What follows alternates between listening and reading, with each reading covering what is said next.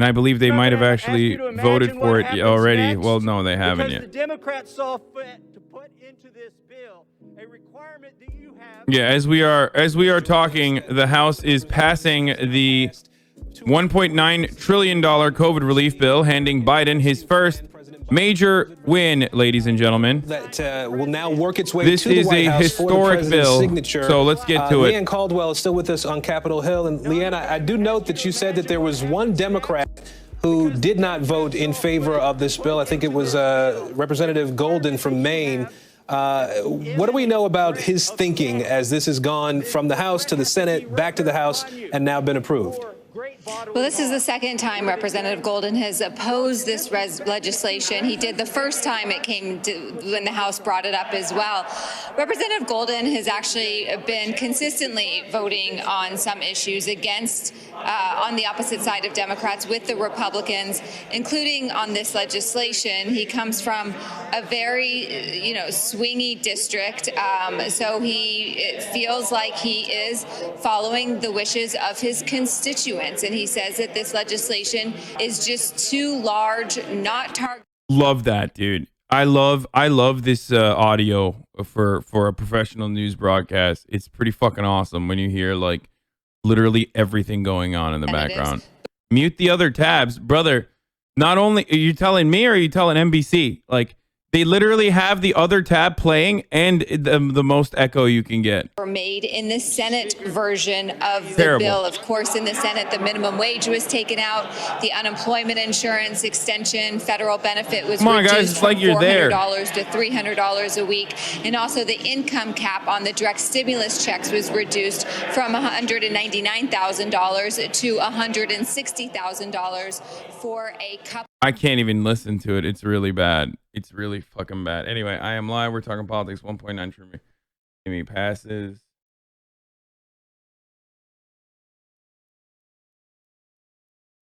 The game show IRL or an RP? I'm still confused about this.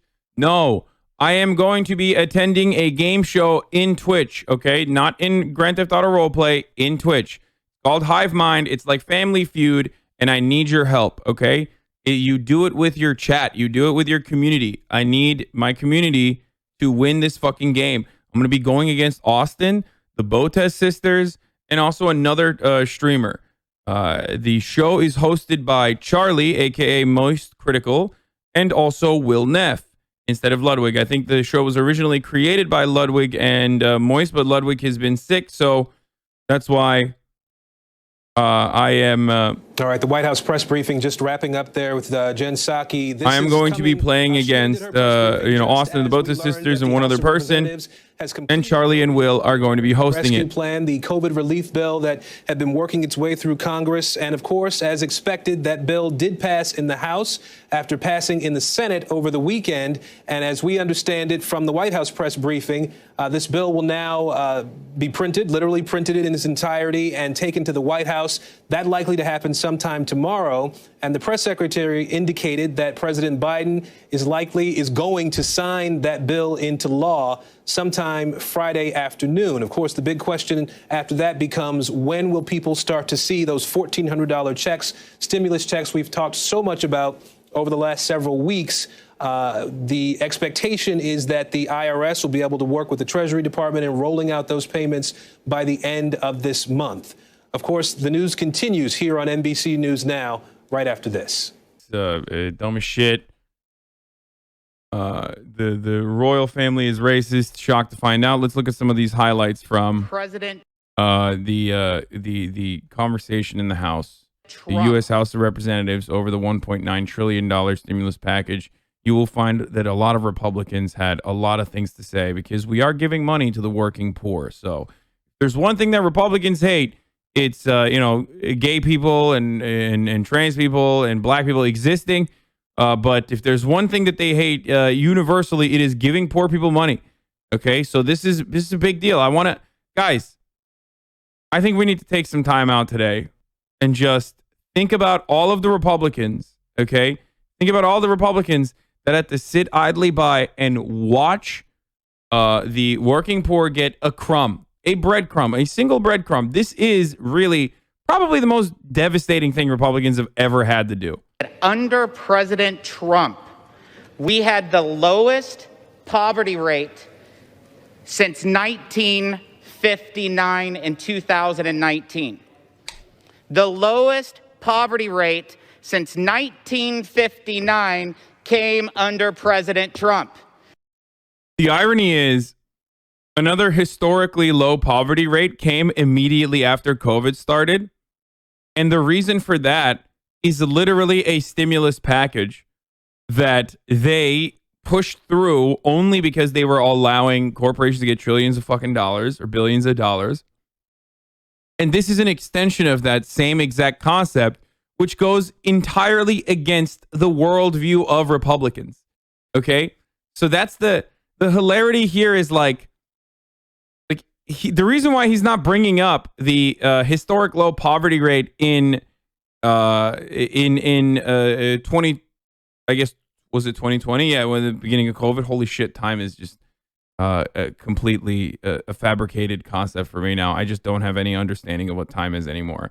But the reason why he can't bring that up is because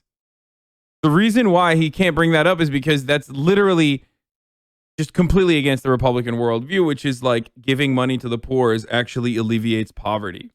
Thank you, President Trump. Would love I don't understand what this has to do with the COVID relief here, but anyway. Speech right off the bat, and to go down this route is only going to create division. Yeah, it's so divisive to pass a $1.9 trillion COVID-19 relief plan, boys. Very divisive. This was the good part that I wanted to show you guys, but it wasn't enough.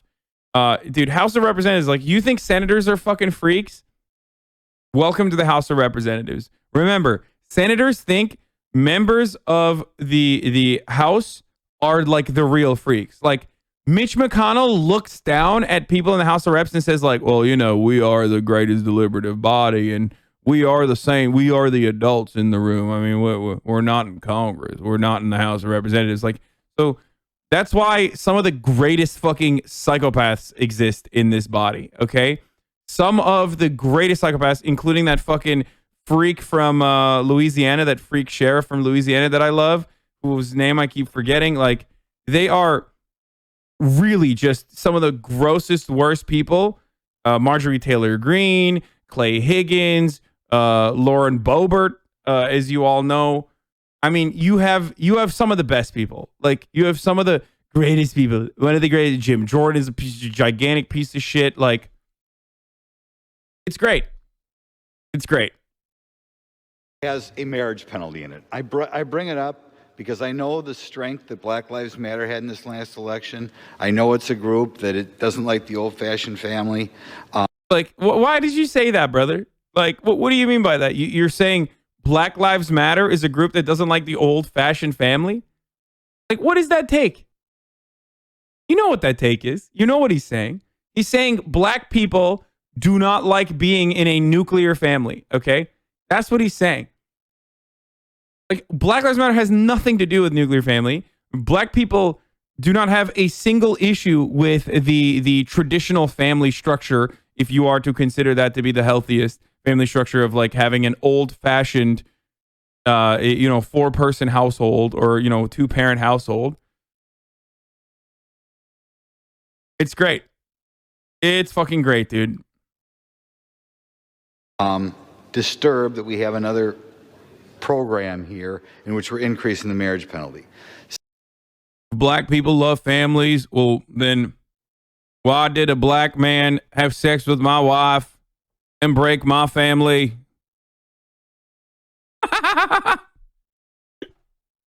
Explain that, liberals.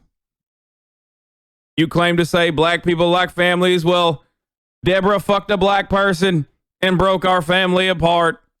Has a marriage penalty in it. I'm a victim of divorce court, brother.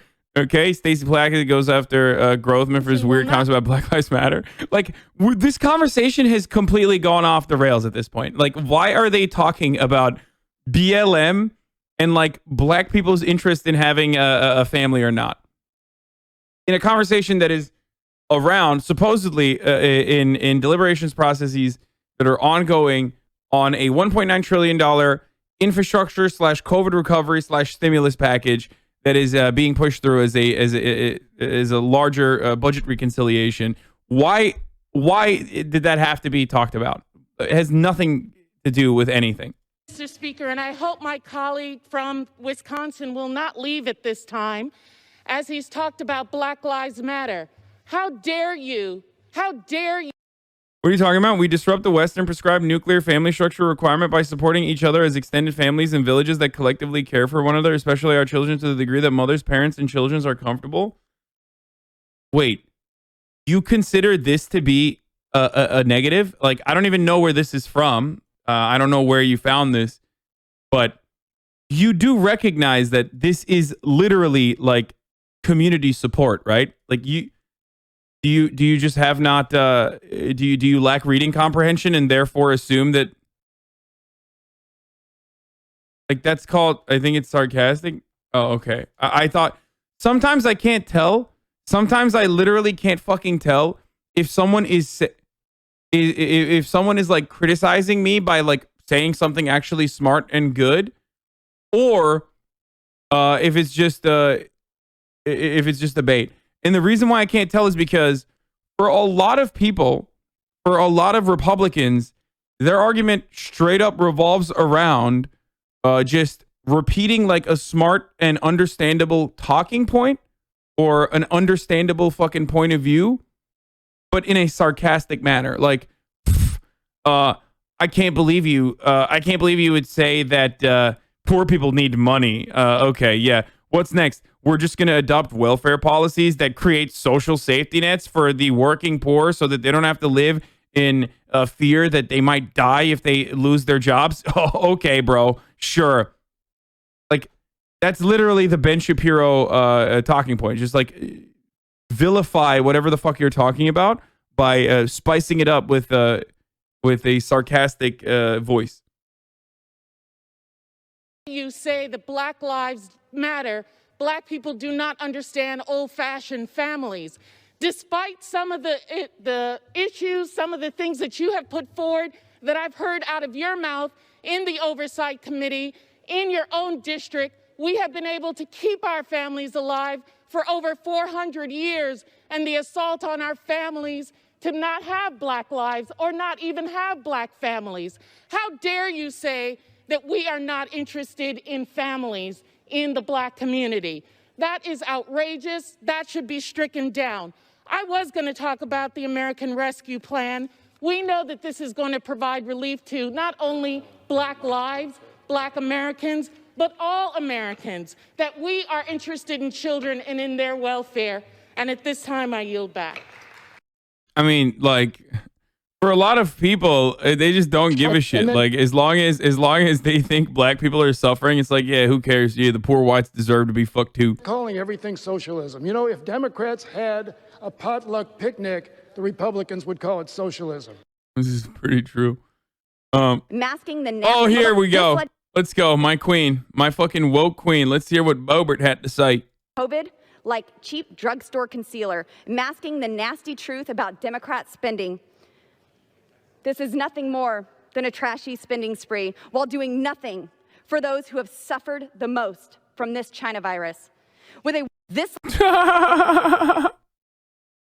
Oh, Jesus Christ, dude. These people are such freaks. I love it. I love it. Those are all enormously here it popular is. things writ large. Now, the question about whether it's outweighed by other economic harm, long-term national economic harm, also the other pieces of the bill that are kind of broader social programs that liberals have long wanted and see this as an opportunity for. You can message around that as well. I think the goal of bipartisanship, while I think people will always say it's an important thing, the calculation here among Democrats and President Biden and the White House was that's not worth the price of admission. That it's better to go big and to go big in the way that they feel like is appropriate rather than be able to say, look, we've got some Republicans on board as well. And they think the American people will back that up if COVID is indeed in the rearview mirror.